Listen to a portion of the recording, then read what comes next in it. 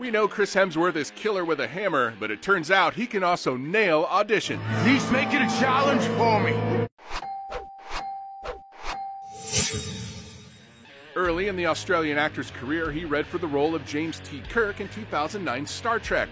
Famed director J.J. Abrams told the 6'3" actor he was too tall for the role, which went to another Chris, Pine, but instead cast Hemsworth as James' father, George Kirk. What is it? It's a boy. A boy? Shortly after, Hemsworth landed a large part in The Cabin in the Woods, which proved to be an important step in his evolution to A-lister. We gotta play it safe. No matter what happens, we have to stay together. The movie's studio, MGM, was so impressed with Hemsworth's performance on set, they cast him in Red Dawn. And The Cabin in the Woods writer-director Drew Goddard cast Hemsworth a second time in 2018's Bad Times at the El Royale, a role Matthew McConaughey was being considered for. It's too quiet in here, don't you think? Huh? Gives me the willies. But most important was the impression Hemsworth left on Joss Whedon, who co-wrote and produced Cabin in the Woods. Whedon was preparing to direct his Avengers script at the same time casting was coming together for Thor. That movie's director, Kenneth Branagh, had his list narrowed down to Alexander Skarsgård, Charlie Hunnam, Joel Kinnaman, and Chris's younger brother Liam, who auditioned multiple times. Are you feeling what I'm feeling? No! Tom Hiddleston also auditioned, but Branagh and producers immediately liked him for Loki. Channing Tatum met with the director, but was told they were looking for an actor more Nordic-looking. Chris Hemsworth auditioned too, but was not called back.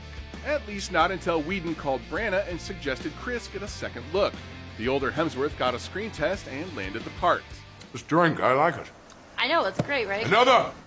For his next movie, Snow White and the Huntsman, Hemsworth again faced steep competition. Viggo Mortensen and Hugh Jackman were both attached as the male title role, but fell through during negotiations. Johnny Depp, Tom Hardy, and Michael Fassbender were then considered before Hemsworth won out. Can't you see him having a bath? By then, Hemsworth had proven his box office clout, yet insisted on auditioning for Rush, even though he was never asked to. He, of course, landed the role and worked again with director Ron Howard on In the Heart of the Sea. As I live and breathe, he's mine.